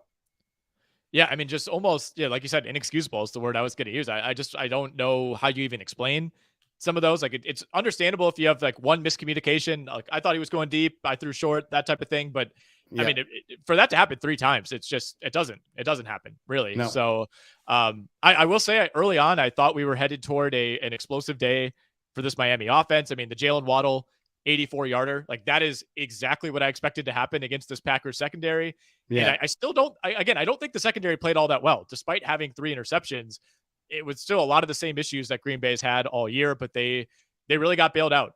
They got bailed out by Tua. And, I think if you're the Dolphins, you say, look, we threw 3 interceptions on 3 straight possessions in the second half and still had a chance to win this game. Like, I don't know if you could, it's hard to take any positives away if you're Miami, but I remain unconvinced by Green Bay. I'll say that. Yeah. And they face Minnesota this week in Lambeau. Minnesota would love nothing more than to eliminate the Packers. Mm-hmm. Can they? All right. I'm going to do guess the lines here. I was going to say, I was hoping we'd do it for this game. Yeah. Let's do guess the lines. I think Green Bay is actually a favorite here. I think Green Bay is going to be a 3.5 favorite. Just a straight up 3-point favorite with a total of 45. Okay, so I could tell you that I have not looked today. Last night, Green Bay was a 3-point favorite. That's where it opened. It is currently over at DraftKings. Green Bay still by 3. Total 47. Okay. All right. I think the Packers have to be favored. I am on the Packers on this one here. I want to see what the injury reports are and all that, but I'm on the Packers on this one here. I'm on Green Bay as well, reluctantly. I really worry, all the things I just said about that secondary. It's like, okay, now go do that against Justin Jefferson and Hawkinson and Thielen and Osborne. Like, part of me thinks that, Green Bay is, we've seen them kind of make these runs before. So you're inclined to think that it's going to happen again. I don't think they're playing that well. I don't really feel like there's this mystique around this team that Rodgers teams of the past have had. But we'll see, man. I mean, like, this is an afternoon game, right? So they'll play this game at 3:25. At that point, we will know if the Commanders have lost to the Browns. If the Commanders lose to the Browns, I don't see the Packers losing. But we'll see. I mean, I think if the Commanders beat the Browns and the Packers know that their hopes are kind of hanging by a thread, we'll see what that does for Aaron Rodgers, who I don't think Rodgers played that well last week either, or I should say yesterday. That to me, it remains a concern. But yeah, you're right. Overall, it does feel like Green Bay somehow finds a way to win a game that we don't really feel all that great about. Yeah, agreed. And it's funny, they kind of forgot that Aaron Jones exists. in this game? It was very. He did say he got banged up early in the game. I thought the same thing. It felt like they went 3 series without him out there. Like they had their third string running back. I forget his name even. Foster, Patrick right? Taylor. Patrick Taylor was out there taking care. And we're like, Patrick Taylor does not enter the game unless there's an injury. Right. So that's usually a red flag. And yeah, Jones said I think he banged up his ankle or his calf in the first half, and he did end up coming back, had some carries, but didn't really look like himself. And yeah, he is on the initial injury report for week 17. Yeah, so something to watch for that. My timeline was lighting up on that one there. Mm-hmm. Okay, let's move on. And Pats, by the way, at New England, we talked about that earlier. I mean, not that Pats. I'm sorry, the Dolphins are at the Pats coming up here, so that's big for the Dolphins too. They've just gone through this rough stretch. I think everyone was talking them up as okay, they're dangerous in the playoffs. They've lost 4 in a row now. Yeah, they're still in the inside track to make the playoffs, but I think the quarterback play, as we've been saying, has just been so alarming that I don't know how you really have faith in this team. Let's say they get the 7, you're going to Kansas City or you're going to Cincinnati in that opening round game. I mean, I don't see that going well for Miami. I don't. I think they have the ability, of course, to hang with anybody when Tua is engaged, but I think playing those games up in Cincy or at KC or at Buffalo, like that's not going to work in their favor. No, I'd agree with that. And then so they go at the Pats and then home against the Jets. So both those games going to have some heft, some meaning to it there. All right, Eagles Cowboys. This was the Gardner Minshew Bowl, and I'll see okay, is he? What did you think about Gardner Minshew and his performance? 355 passing yards, 2 touchdowns, 2 interceptions. A lot of that production came late. He seemed to have a pretty big connection going with Devontae Smith, but AJ Brown also got over 100 yards in this one. I think this went about to script, and you and I talked about what happens with the 15 to 18 Jalen Hurts rush attempts. Where do those get redistributed? Gardner Minshew threw the ball 40 times. So I think if you started Minshew under the belief that we see a maybe more pass heavy attack from Philly, this is exactly what you wanted. And the 2 interceptions a little disappointing, but getting to 355 with the 2 touchdowns. I mean, both Smith and Brown go over 100 yards. Dallas Goedert, I think all things considered, pretty solid for his first game back, 3 for 67. So yeah, I think it went about as it should have. I mean, crushing fumble for the second week in a row by Miles Sanders late in this game. That killed the Eagles +6. John and I double locked that on the sports gambling pod. We ended up pushing, but that was our bet of the week. And I thought we were golden. At that point, it looked like, worst case scenario, the Eagles were going to lose that game by 3 points. But to fumble that ball with 2:19 left on first down, potentially, marching for the game-winning score, Philly just couldn't recover for that. And, they did have one final last gasp drive, ended up coming up short. But yeah, that fumble, I think, really is going to end up defining this game. But I think the other takeaway is neither defense could stop the other. I mean, 74 combined points here. Yep. And that's including a pick 6 right away. I benched the Eagles defense in favor of the Bucks, and in the NFFC, we don't get negative points for points allowed. So I ended up actually having a net negative there because I got 6 sacks. The Eagles pass rush is still legit. But 6 sacks and a pick 6. That would have been nice to have that there. But that, like you said, that fumble by Sanders is huge. Minshew lost one also. So those are some pretty big turnovers in this game. 4 turnovers for the Eagles. They did lose Lane Johnson this game, and that's a big one to watch. That is huge. Gardner Minshew was not sacked in this game, which is a huge accomplishment, going up against that Dallas defensive line, but came at a cost. Like you said, losing Lane Johnson. They've already essentially ruled him out of the final 2 regular season games, dealing with a tear in his abdomen. So that is certainly scary. If you're Philly, I think that just kind of increases the urgency to get that one, get the bye. Hopefully he's back for the divisional round. But yeah, not going to see Lane Johnson the rest of the regular season. On the Dallas side, pretty solid day for CeeDee Lamb, 10 for 120 and the 2 touchdowns. He looked great. Tony Pollard didn't get really anything going on the ground, but 6 catches for 61.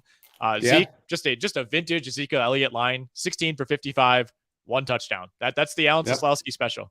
Yep, that's nice. I like that. Only 1 target in the passing game too, so he's just not involved there. When you got Pollard, why would you have Zeke in there on passing downs? Makes sense. Yep. good win for the Cowboys. They go home happy on Christmas Eve, and we'll see how much they play it out this week. We mentioned the Eagles are at home against the Saints. Cowboys, they're on the Thursday night game at Tennessee. So quick turnaround for them. Yeah, that's again, a kind of a weird game where I believe so. Has Philly clinched the number 1 seed? They have not, right? No, because they're only 1 game ahead of the Vikes right now. Right, exactly. And they could lose out and be in danger there. So Philly needs to keep pushing. I mean, like you said, Dallas almost certainly locked into that 5. So I don't see them resting starters here, but maybe you take your foot off the gas, and that's just going to be a weird matchup because as we laid out earlier, I mean, Tennessee's entire season comes down to week 18 as well. So we could see some minor hijinks in that Dallas Tennessee game. Yeah, I think Philly takes care of business against the Saints this week. We'll see if we get Hurts back or not. I think they saw enough out of Minshew to know that they could play him and know that, and they may want to. In fact, when you're down your right tackle and you've got a quarterback nursing a bad shoulder, I don't think you want him taking hits. I don't think you want him running the ball. I would rest him another week. And selfishly, that sucks because that means I can't use him in the NFFC in the final week of the playoffs there. Yeah. So we'll see. Okay, Raiders, Steelers, just next. Yeah. Yeah. Not much to say there. I got nothing, man. This game was so ugly. And I mean, it felt like Pittsburgh had no business winning this game. I mean, they scored 10 points in the fourth quarter, just kind of a slow bleed out by the Raiders. I somehow watched this entire game, much to the chagrin of my family. Thank you for doing it. Not all heroes wear capes, man. Yeah, seriously. Yeah, some heroes wear Christmas sweaters, which I think is what I had on Saturday night. But man, this was just a brutal Derek Carr game. Another big time. I mean, if you started Devontae Adams, you felt great about it, right? 2 for 15 on 9 targets for Devontae Adams. 5th time this year that's happened too. 5th time that he's had fewer than 4 catches in a game. I mean, yeah, it was that type of game. I mean, 4 combined picks for Carr and Pickett. They were just kind of trading interceptions at one point. It is what it is. Josh Jacobs after the game basically sounded like he never wanted to play for the Raiders again. That's all. That's great. Yeah. This is the year that it's been for Las Vegas. Really not much else to say. I guess George Pickens looked good for the Steelers. There's that.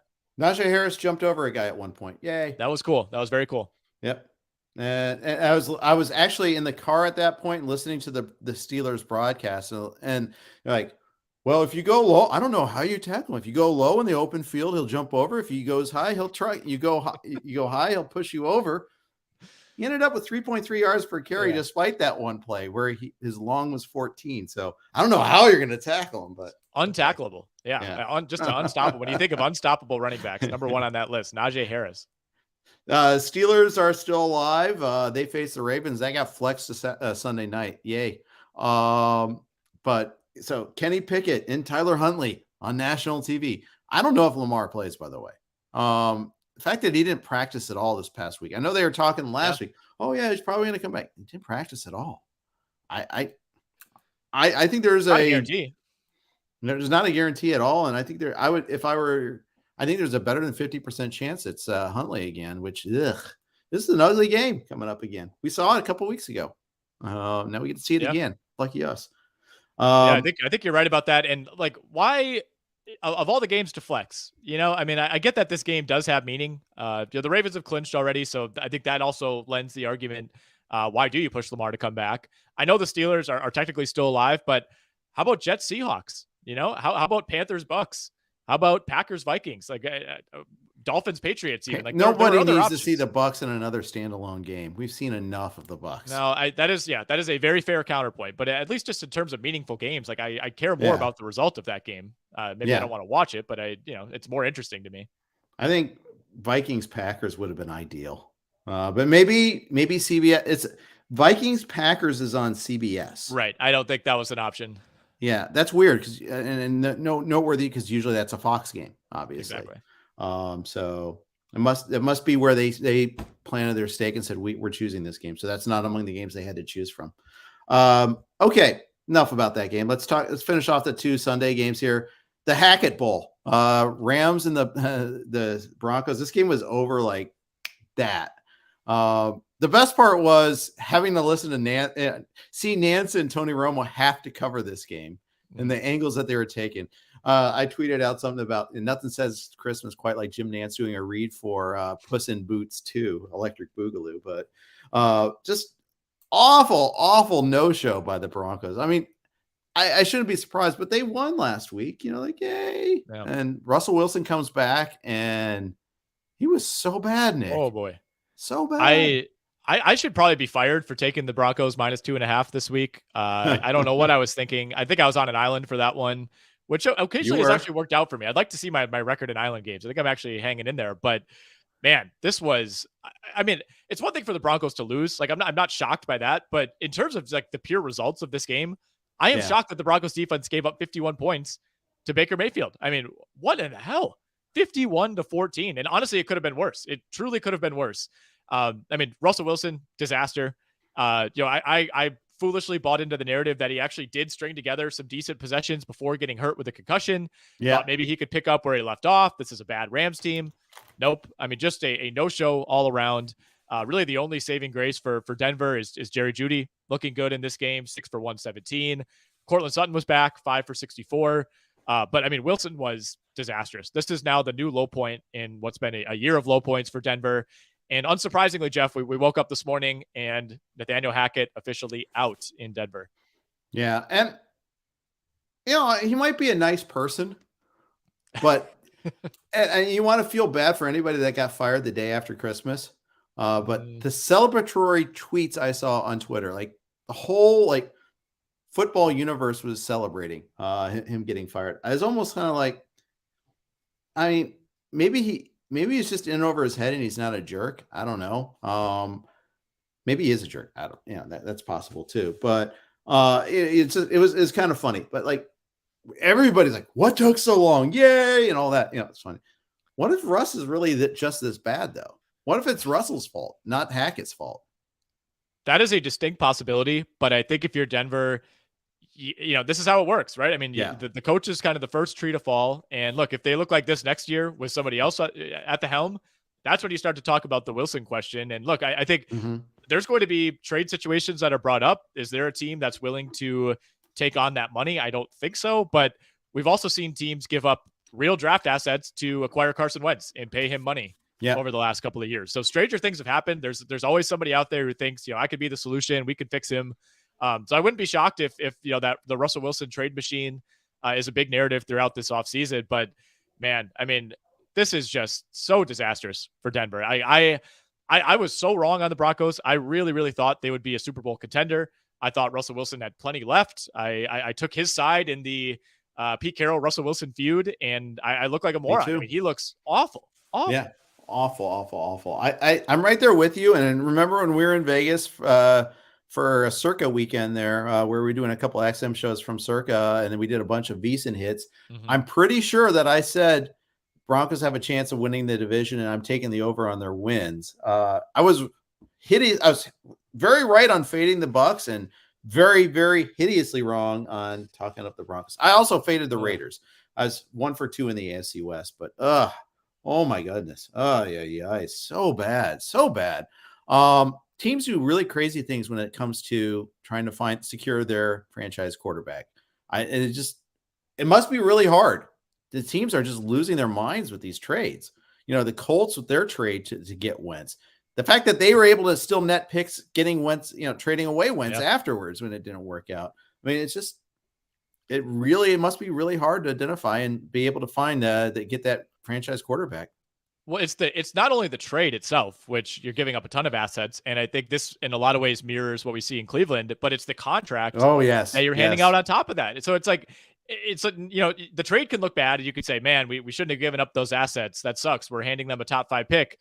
That's not even the worst of your concerns. I mean, it's the contract, getting out of that. I mean, making your bed and just tying yourself to that player who has not been in your building is just crazy to me. And I think we're going to see a pushback on that. I really do. I think the Watson thing, when that happened, a lot of teams, kind of looked around and said, that's insane. But hey, it's Deshaun Watson. If you got a chance to get him, you got to do it.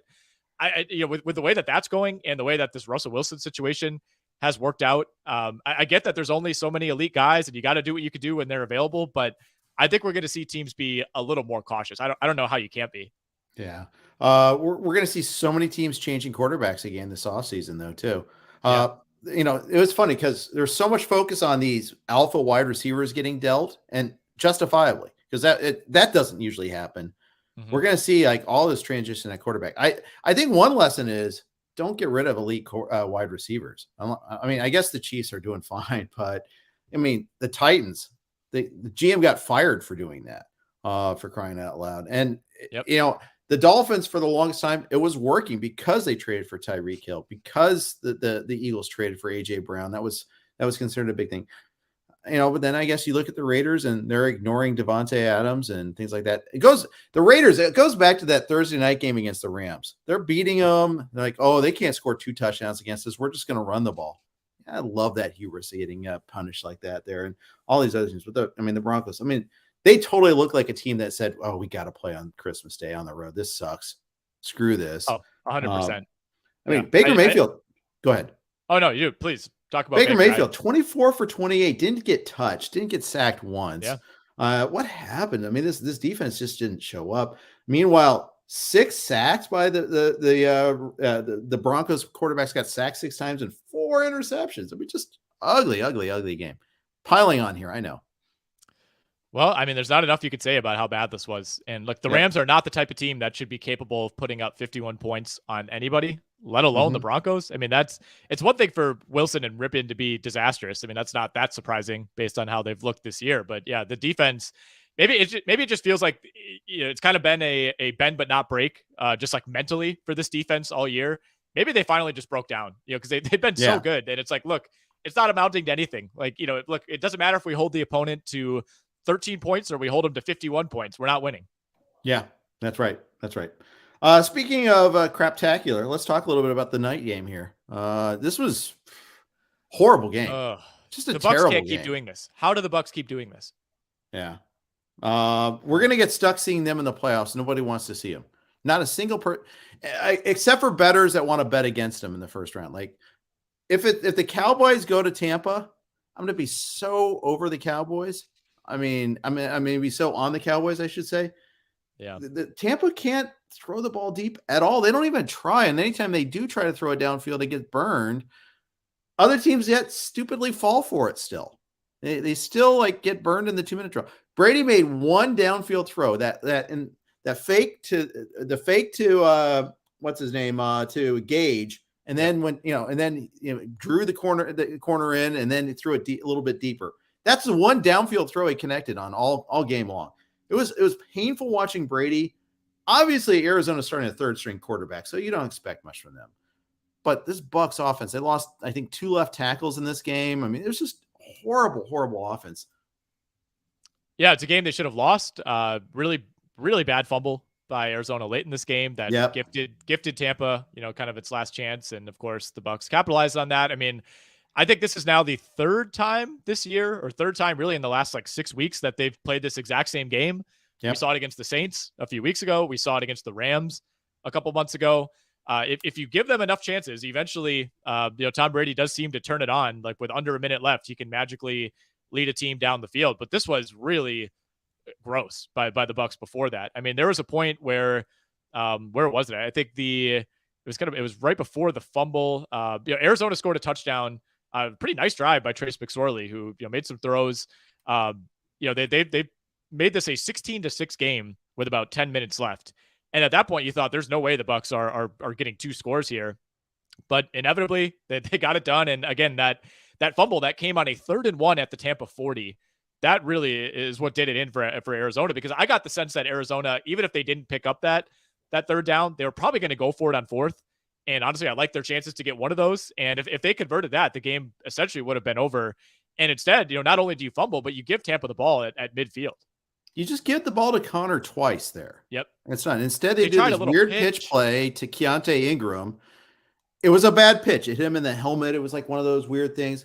But in fact, McSorley got credit for the fumble, which is interesting, but not Ingram. But just, so dumb. And, Kingsbury's like, we had the play. It was dialed up. Okay. Yeah. Way to justify yourself there, bud. Yeah. And who cares about Arizona? They're 4-11 now. They're 1-8 at home, 1-6 at home, I think, but they can't win at home. It's weird to see that. They just find ways to lose. Kingsbury is probably going to be fired. There's already 3 coaches fired. I think Kingsbury's got to be fired this offseason too, right?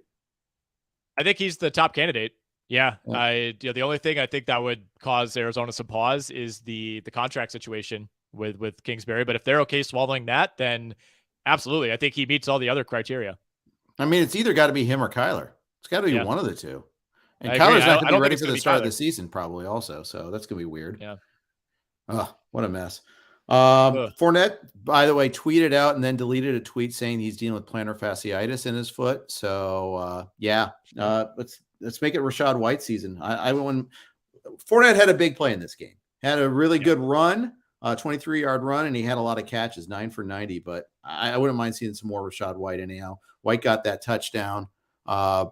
He looks promising at least, but you can't go more than 8 yards beyond the line of scrimmage on any given play. You keep throwing that same screenplay or a quick out, and that's all you have. Teams are going to find a way to stop it. Good teams can stop that there. Yeah, I have no real optimism. We're getting to the end of the fantasy season. Mercifully, if you've been rostering these Buccaneers, but big game next week against Carolina. Not exactly a great spot for that offense and that running game. They do finish out with Atlanta in week 18. I mean, we could cross that bridge when we get there as far as, DFS and things like that. But I'm just glad that I'm finally I had one team that was fairly important to me that I had Brady, Godwin, Evans stacked. Oh. I'm just glad to be done with that. I'm never ever doing that again. It was awful. It was awful. Oh my goodness. Mike Evans, 3 for 29. How about DeAndre Hopkins? Yeah. Oh yeah. Oh, I didn't have any Hopkins this year. One catch on 10 targets. That's amazing. Yeah. That is really amazing. 1 catch for 4 yards for Hopkins. But Mike Evans, man, what a bust. I mean, he hasn't scored since really early, like week 4 or 5, I want to say. Yeah, for a while he was kind of maintaining, just kind of keeping his head above water just by virtue of racking up yards, and he was like top, kind of borderline top 20 in PPR. But yeah, it's been awful, man. I mean, 3 touchdowns on the year, and the most recent one came week 4 against KC. Yeah, that was a wild game actually too. Mm-hmm. He was targeted, I think, on one if not both the interceptions, and there's one where Brady made a terrible throw, the other where Brady made a terrible throw and Evans turned the wrong way. I'm not sure who was fully to blame on that, but they just could not connect. So that's our last game to talk about. Any other parting thoughts for week 16 before we move on? Not too much. I mean, we still got Chargers Colts tonight. Very much looking forward to that. If you're hearing this pod, make sure you check us out on SiriusXM. We'll be on during the first half of that game. We'll be on all week, of course, in our 7 to 9 Central time slot. And looking forward to week 17, especially looking forward to week 18, Jeff. Like I've said a number of times, at no point did I think that the Jags would be playing a win and you're in situation. It's exciting. Week 18, but it's going to be a lot of fun. I'm happy for you on that for sure. I think it's great to see a team come alive. It's great to see your quarterback become aware. It's super fun to see that happen. So I'm happy for you. It's gonna be a lot of fun. All right, tune in to SiriusXM Fantasy tonight. We'll do Chargers Colts and we'll do more reacts and all that. Thanks everybody for tuning in for the entirety of this podcast. We appreciate you so much. Thanks for listening. Take care.